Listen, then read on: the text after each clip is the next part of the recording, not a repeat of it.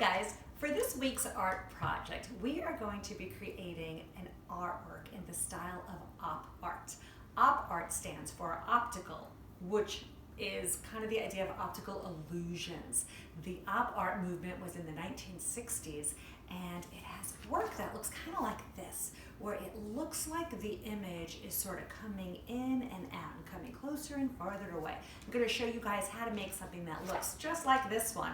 But before that, I'm going to show you some artwork done by Victor Vasarely, who is considered the grandfather of op art, the most famous op artist, and I think you guys are going to enjoy looking at these. And then we're going to work together and I'm going to show you how to make one of your own. All right, let's get started.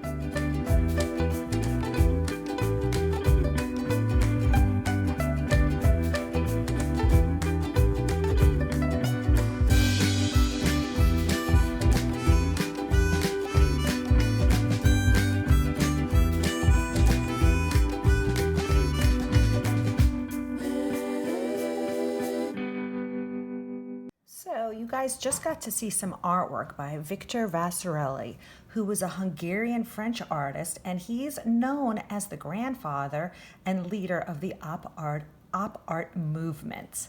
He was born in 1906 in Hungary, and he died in 1997 in France. And his work is really fun and interesting to look at. This is a piece that I made to give you guys an example of what you are going to be doing today. So we just start with a piece of paper and a pencil. You can use a pencil or you can use a marker. I'll use a black marker so it's a little bit easier for you guys to see what I'm doing. I'm gonna put this underneath my paper so I don't get any lines on my table. So we're gonna simply start with a T. So I'm gonna make a line somewhere around the middle, and I'm just gonna go straight down. We don't need to use a ruler for this because it's okay if the lines are not perfect. You can see mine's already a little diagonal there, and that's okay. You can use a ruler if you want to, but you really don't need to. So I'm going to start with a T shape.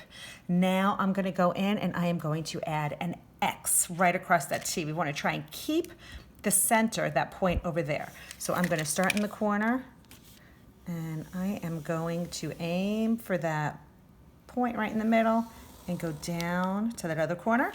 And now I'm going to do the other line of my X, and I'm going to aim for that little point in the middle and go up to the top. Now I'm going to make one more X just to make it more interesting, because the more lines you have, the more interesting it's going to be.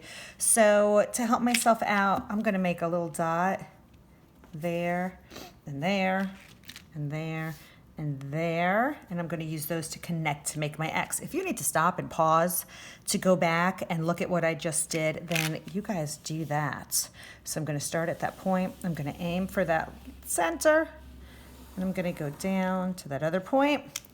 I'm going to start at this point, aim for that center, and go down to that other point.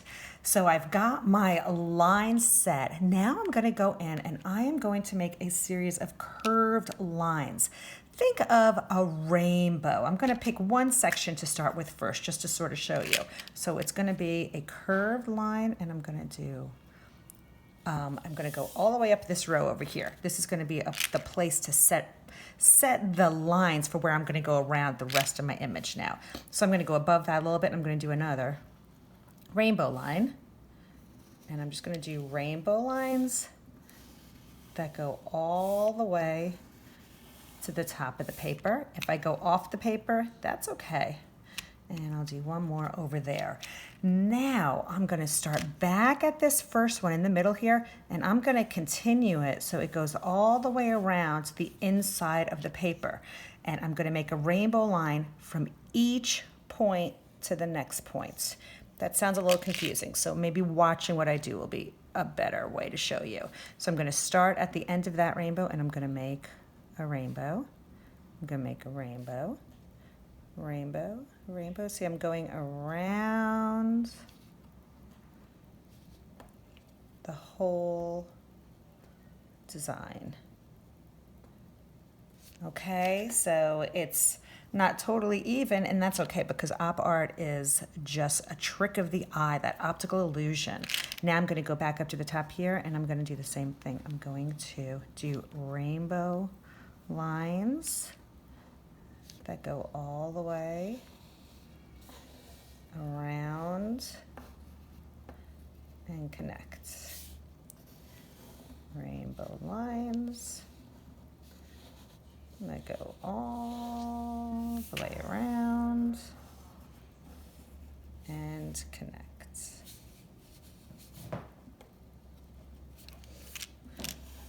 And I have just a few more, and I'm going to show you how we're going to start to color. Now, when you are ready to color, you're going to pick 2 colors to use. Try and use 2 colors that don't look too much alike, because the more different the colors are, the more interesting it's going to look, because they're going to contrast each other. Contrast is when they make each other stand out. So if you did 2 colors that are similar, they're just going to sort of blend in together. So like on my first one that I showed you, I did purple and red. They definitely stand out from each other. Sometimes if you use a warm color and a cool color, that will make it contrast a little bit more. Now, since this went off the paper over here, I'll go this way since that's on the paper a little bit. So my paper's not a square this time. The first one I did, the paper was a square. So it fit this time because I kept it as a rectangle. One side's longer than the other, and that's okay. So there we go. So now I've got my design. See, it's the same design that I did here. Now I'm going to show you how we use the color to make it look like it is sticking out at us. This time I chose a blue-green color and a red-violet color because I thought they kind of were fun together and would contrast a little bit. So I'm going to start. I'm just going to show you a little bit, and then you guys can start to make your own. The thing you want to make sure you do is if you look at this one, you can see how the sides of each of the shapes are darker and the middle part of the shapes are lighter. That's what makes it look like the shape is sticking up towards you. So we're going to start. I'm going to start by making the sides darker. I'm pressing really hard. I had to take some breaks during my other one because this one hurts your hand a little bit. So I did real dark along the 2 edges. Now in the middle, I'm pressing much lighter. Now we want to also be sure that we're always doing the opposite color next to itself. See how I have red, purple, red, purple, red, purple. And then to the shapes to either side of it, it's the opposite. Purple, red, purple, red, purple, red. And this side's purple, red, purple, red, purple, red. So the same color is never next to itself. So you kind of have to pay attention to what you're doing. So since I started with the turquoise, now I'll do the red, violet.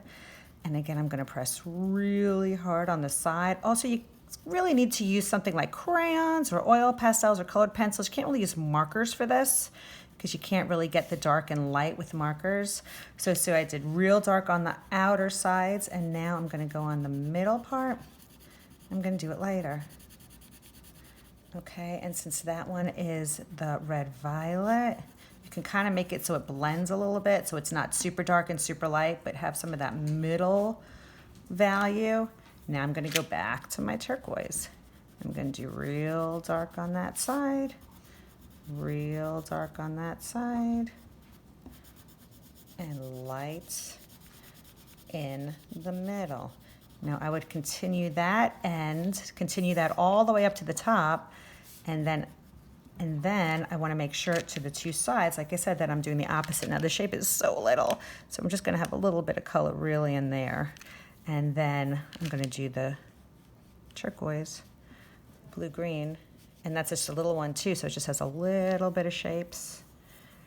And then see how, even though the lines are not completely lined up, it keeps the colors next to the opposite colors. So now this one, I'm going to do those outside parts dark, the inside part lighter.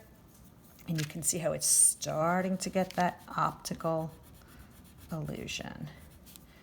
And like I said, it takes a little bit of time and it hurts, wears down on your hand a little bit. So you might want to pick a time to do this when you can do a little bit at a time and maybe not do it all at once, because I know it took me a few times of working on mine to get it finished up. So I'm just going to do this last shape over here just to show you how you want to stick with that pattern so that you're changing the colors. Okay, and you just keep going. Every other color, and the same over here, every other color. So that eventually when you finish the whole thing, you can see how it has that look like it's just like hills and mountains sticking up at you. So you guys have lots of fun. Like I said, if you need to go back and pause and restart the video so that you understand how to make that grid with the pluses and the X's, and then you can use your lines and add in those curves and have lots of fun. Send me some pictures if you can. Let me know when you're done with it. And as always, don't be afraid to make some beautiful oopses, and I will see you guys next week.